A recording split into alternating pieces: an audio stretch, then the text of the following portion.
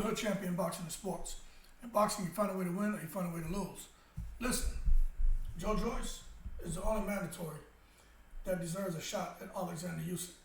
Okay, let's just go ahead and let's make sure we put that into perspective, man. Joe Joyce is a real gangster, man. Dubois, Hrgovic, WANKSTAS when compared to Joyce. You just look at the performances of these guys up to this point. And I'm going to ask you, right, who's more deserving of a title shot? Look at Dubois. Joyce damn near killed him. Okay? It is what it is. Then Dubois, in his last fight, damn near got killed in that first round. Came back and got the knockout, but it shows you that Dubois still has a lot to work on.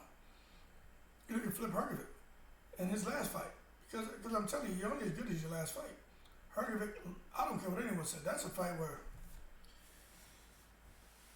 you know, it was a close fight. I understand how Hrgovic got the win. But I felt, you know, everyone sees boxing through a different lens. And for me, the guy who's really getting hurt in the fight, if you have two guys fighting and you get a guy who's peppering the other guy in the round, say 2 minutes in a round, 2.5 minutes in a round, the other guy comes back and lands huge shots that hurts the individual to the point where they turn their back to him and are all over the place. I mean, their legs are gone. They're dancing salsa in the ring. Hard for me not to give that round to the guy who did the most damage. Because that's what boxing's about, right? In a boxing match, who can knock the other person out, make them quit, or damage them the most.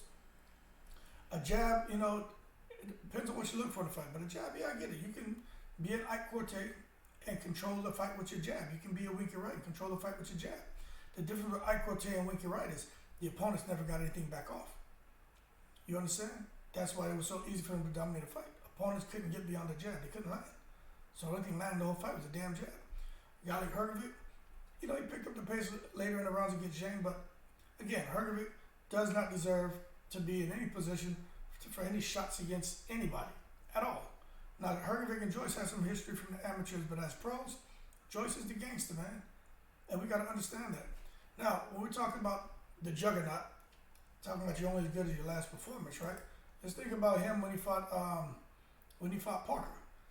You know, Joe Joyce took 124 power punches from Joseph Parker over 11 rounds. And he looked like he had just been out for a leisurely jog around the local park. Now, this is from the Boxing Social article. Now, it even goes on to say the Juggernaut confirmed all of the stories about his durability. That's something everybody talks about, how durable he is. You know, the biggest concern and worry about him going up against a guy like Wilder is how many of those right hands can he take from Wilder before eventually he just, you know, breaks down. But as of right now, it looks like Joe Joyce is one of those unstoppable forces, and anyone he gets in the ring with, it's going to be hard to vote against him, right? So he came out victorious against Parker with that 11-round stoppage with that big left hook.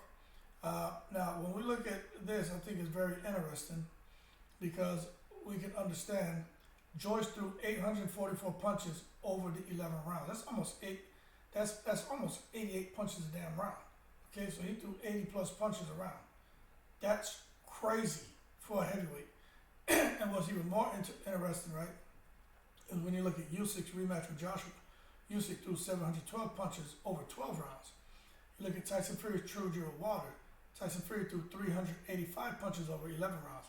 So what that tells you is, not only does Joe Joyce have a gas tank on him, his punch output and work rate is higher than the elite fighters. And I'm going to go ahead and say elite because I think Wilder, AJ, Fury, and Usyk have proven to be the elite top 4 at this moment in time.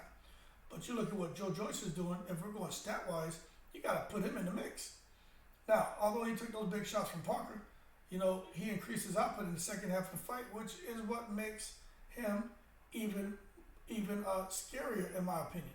This man goes on to increase his punch output in the second half of the fight. Round 1 through 5, he landed 336 shots. He threw 336, landed 91. From round 6 to 11, by the time the fight was stopped, he threw 471 punches, and 217 of those landed. That is impressive. That's actually quite frightening to be quite frank with you. Now, the steep increase in those landed punches, that's going to tell the story, man, because Parker, look, he just couldn't hold up, man. And I don't think Zhang is going to be able to hold up, but I give Zhang a good chance on touching Joyce and being the first real test for Joyce. Because Zhang can hit. Zhang can crack. And if Joyce can stand up to that, I tell you, we already know that he's confirmed his durability. He's confirmed his stamina. And he's confirmed that he deserves to be called the juggernaut. But if Joyce can stand up to them hard shots, them left hands of Zhang, I'm telling you, I don't think anybody would want to put that fighter in with Joyce. Joyce may get blackballed because he's that good. He's that good. But I'm going to tell you what, man.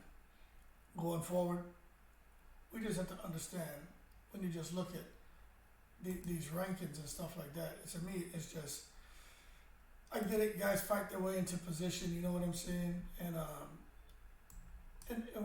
once you earn the title shot, you earn the title shot. You know what I'm saying? But it doesn't mean necessarily, especially for a guy like me, when I'm looking at the heavyweight division. Let me try to make this a little bit. Sorry about that. Let me. It's not stretching so much. I guess it's gonna be stretching. Show you. This is how you fix some stuff. Let me show you a little magic. I don't mind doing this while I got you on here. There we go. See? Show you guys how to do it. So when you look right here, I'm gonna fit this to screen. That's much better, isn't it?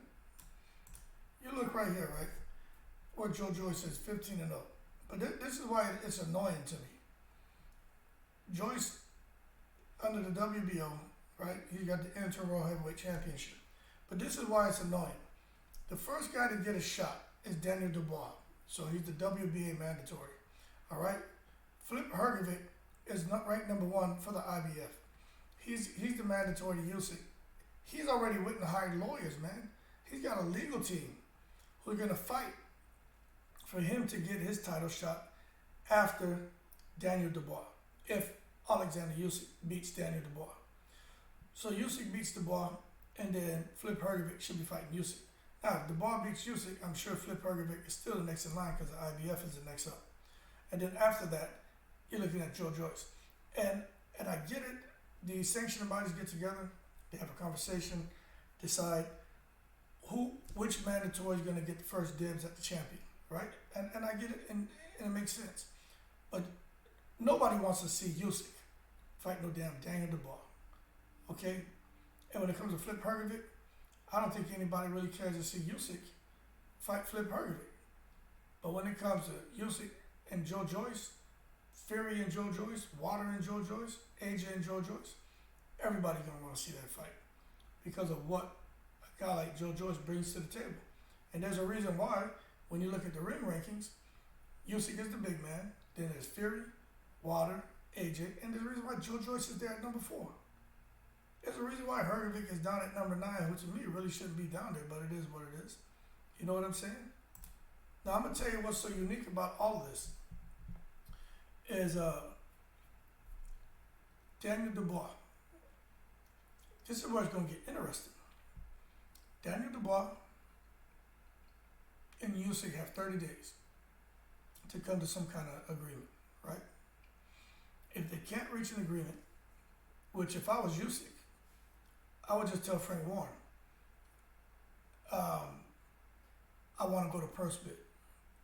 So you either pay me more money now, right? I don't want what you're going to offer me.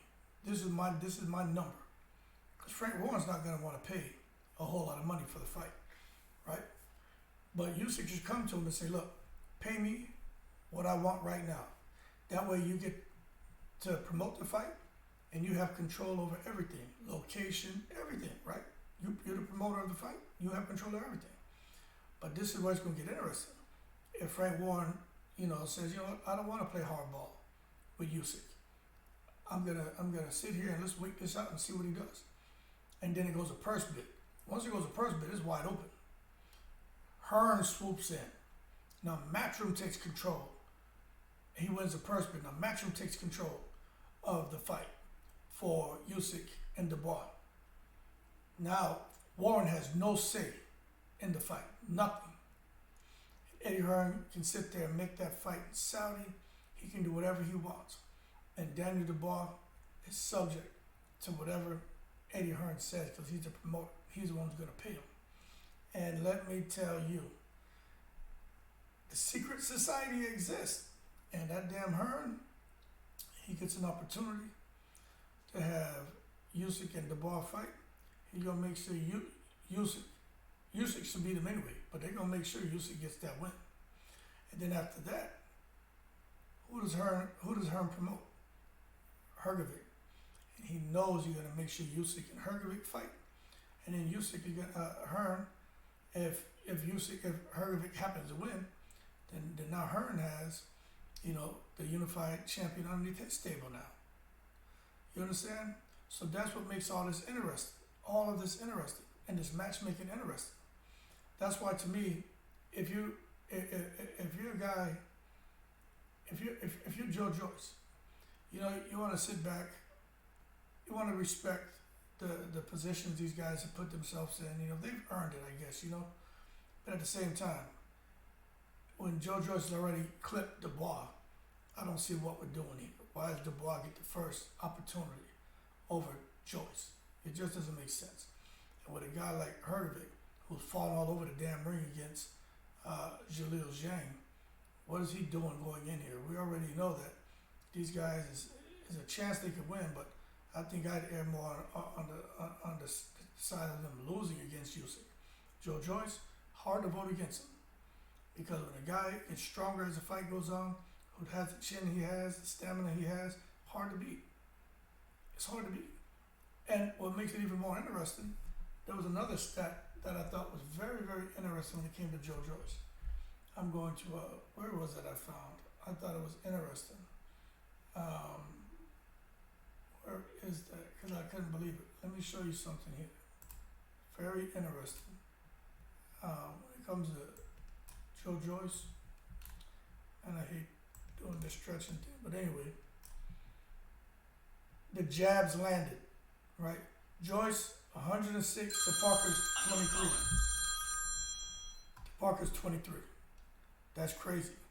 Joyce outlanded Parker when it comes to the jabs. You know what I'm saying?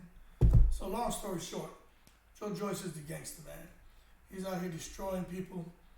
Guys don't stand a chance against him. And I'm going to be honest with you. I've said it before, I'm going to say it again. I think Joe Joyce has a very good chance on beating everybody in the heavyweight division. I do. Some people think that Deontay Wilder will get him, Tyson Fury will get him. I think that's a high risk fight for anyone. I think it's a very, very high risk fight. I'm gonna be honest with you. I don't think those guys. I really don't think if those guys, if they can't hurt him, I don't think they beat him. I don't think they beat him. Take a look at Joe Joyce right now. This man, 15 wins, 14 by knockout. Take a look at that, man. This guy's 93% KO ratio. He's 6'6". Some say 6'7". Same size as, about the same size as Wilder and AJ. A few inches shorter than Tyson Fury. But all around, he is just a problem. And he's enrolled in VADA, so anyone he fights, they got to get tested by VADA as well. So that's a good thing to see. That way you don't have the Holdemir Khan, Kelbrook crap pop up on you. You know what I'm saying? But right now, he's scheduled to fight Jalil Zhang. That's his next fight. And we're going to see how that goes. But that being said, that's how I feel. You got a guy who, like Joe Joyce, who's just proven, no matter who you put in front of him, he's going to get him out of there. And I think he deserves to be acknowledged that when you go through and you look at Joe Joyce, right? Let's just look at what's going on here. It's just, and not just technical knockouts. 8th round, first round, second round, first round, 5th round, first round, 6th round, 3rd round, 12th round by decision, 3rd round, 10th round, 6th round, 4th round, 11th. Then you got the upcoming one. So what that shows you is, the first half of the fight, he can get you out of there.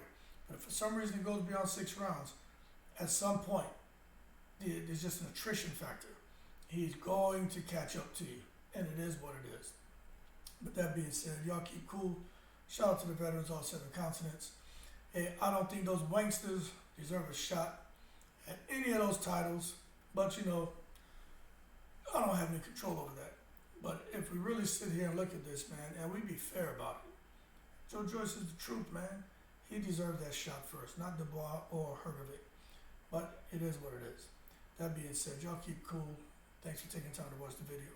Shout out to the veterans, all 7 continents. I'm in the breeze.